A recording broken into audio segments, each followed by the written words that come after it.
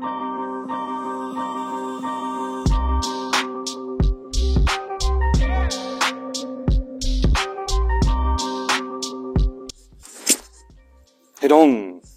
In this video, we're going to talk about the passing step. More specifically, drills associated with the passing step. So the previous video, we actually kind of understood, ideally, what these terminology kind of mean. So the passing step, again, is more or less I am kind of, again, straddling the line and just moving slightly off to the side. So I still have part of my body on their line of sight, but it kind of gets me, again, off the main the main line and be able to counter kind of short range that way. So let's actually talk about a few drills, kind of play with this a little bit. I'm going to actually be using a tower target, but you don't necessarily need to have a tower target. You can have a partner or just a dot. The first footwork drill is not going to be super exciting yet. We're going to add actual combative portions to it in a little bit. But for now, if you're kind of facing your partner, so the very first level is just kind of very neutral stance. Imagine, again, just being walked down the street and someone is coming at you and just kind of again, probably don't try this initially if you're fighting a mobber.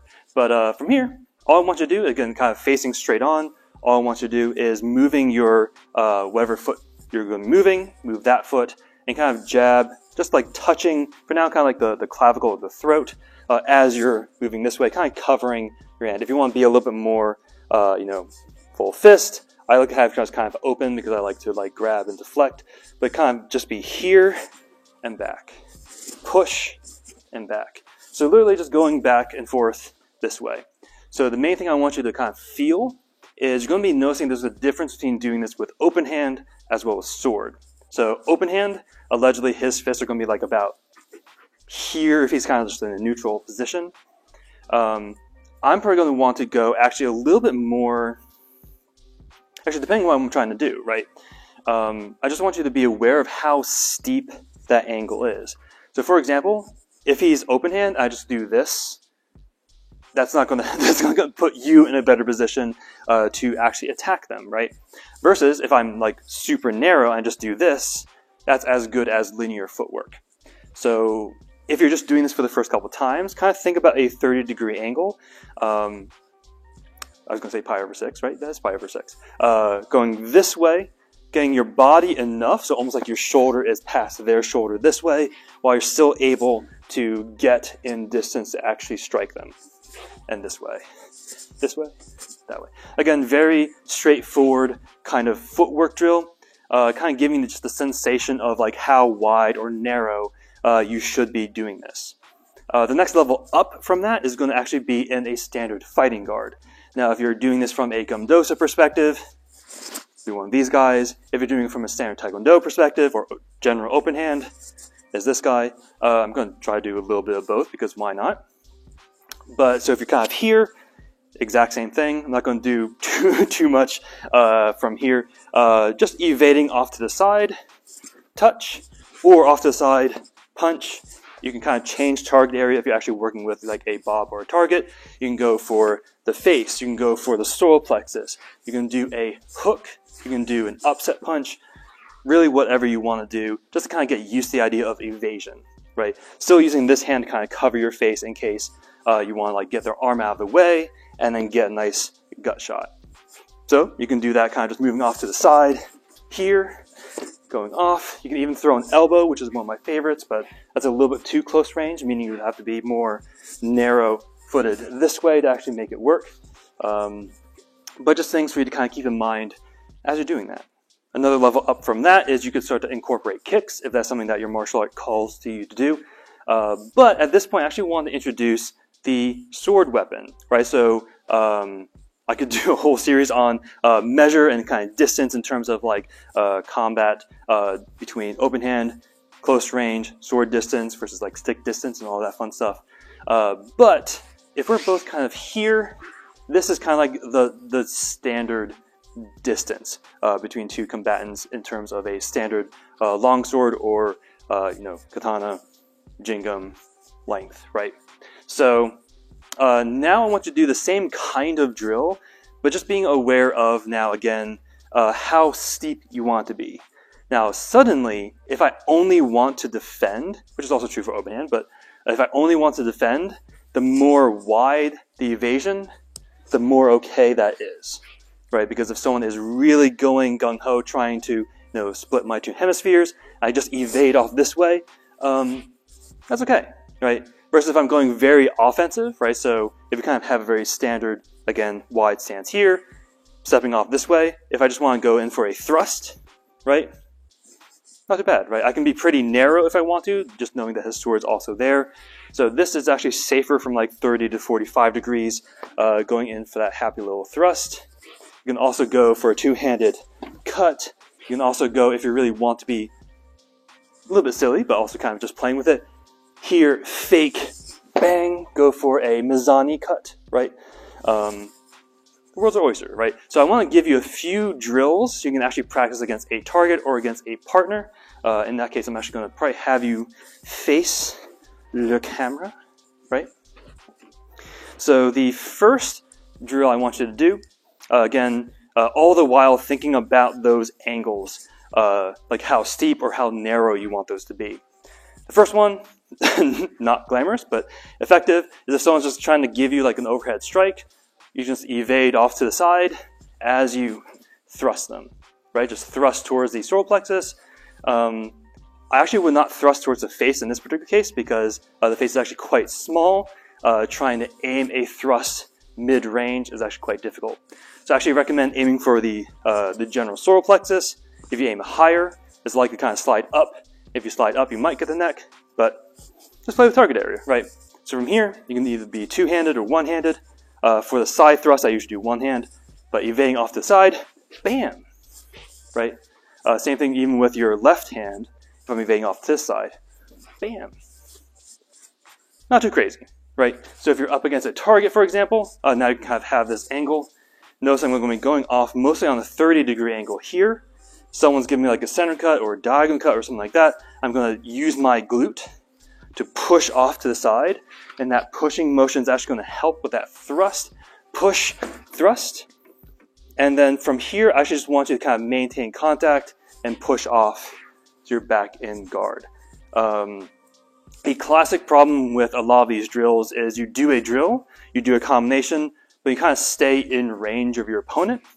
So for example, if I do in fact evade that beautiful center cut, stab him in the solar plexus and just stay here, he's going to cut me, right? So this is not a, an instant kind of, I'll just say, recession of consciousness strike. I'm stabbing him. He's still very capable of cutting me, again, this way. So if I evade, I'm going to thrust, kind of just push back into a defense. So that's going to be true for all fights. So that could be open hand, it could be sword, it could be whatever you're dealing with. Whenever you do your combination, you make your strike, always have a get out, right? Always want to have like some sort of cover as you, again, get out of range, get out of their ability to hurt you back. So from here, you can kind of evade off both sides, giving your happy little thrust. You can have an upward thrust, sideways thrust. If you really want overhead thrust, you could. I'm not fond of overhead thrust, but you can do that. So if you want, you can kind of do this in like sets of 5 with your partner. Evade, gently thrust. Don't actually stab your opponent. Yeah, so I recommend doing that a few different cycles. Again, maybe starting low, medium, high. Then your partner can go. Next one, again, not anything too crazy, is going off to the side and throwing one of the classic cuts from this side. The one I usually would do, so I'm kind of facing you, stepping off to the side here, giving a classic diagonal, and I can kind of like push off this way if I strike. You can do a cross cut, you can do an uppercut, really depending on what is open. Just a diagonal cut is going to be more likely to strike muscle groups or vital areas. That'll have them stop hitting you, which is always a good thing.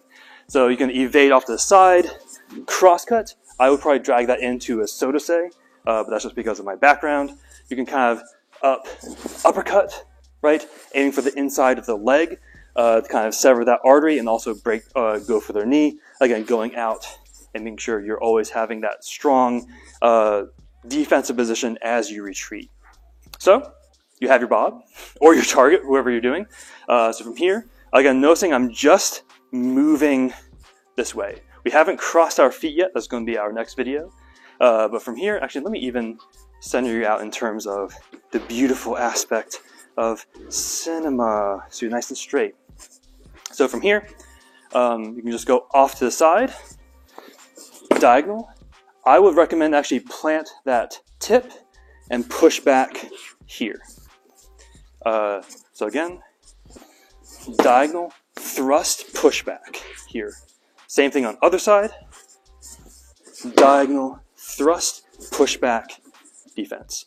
So that thrust pushback is doing two different things. One, it could be doing extra damage, always good. It's also going to give you a way to actually physically push them away from you, so you actually have that physical distance away from your partner.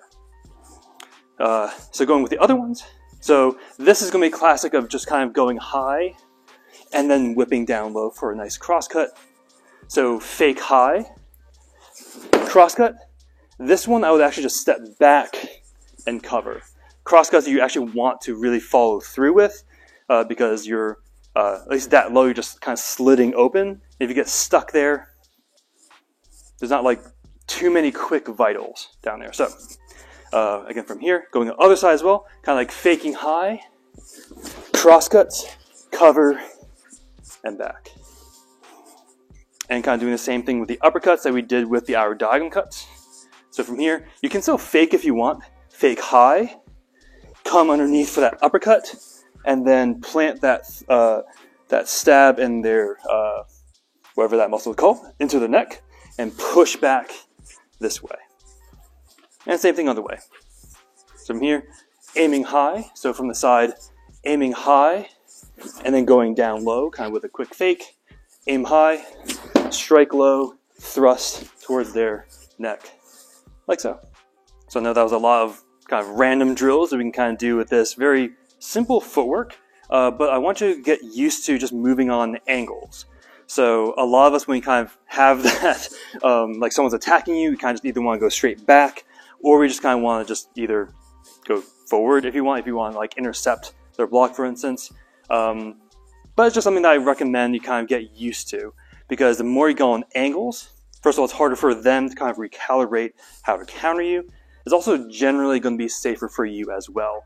Even if you just want to get out of the situation without necessarily striking, someone's coming in, you move off to the side, there's going to be enough just kind of change the dynamic of that fight. Ideally enough that you can get away.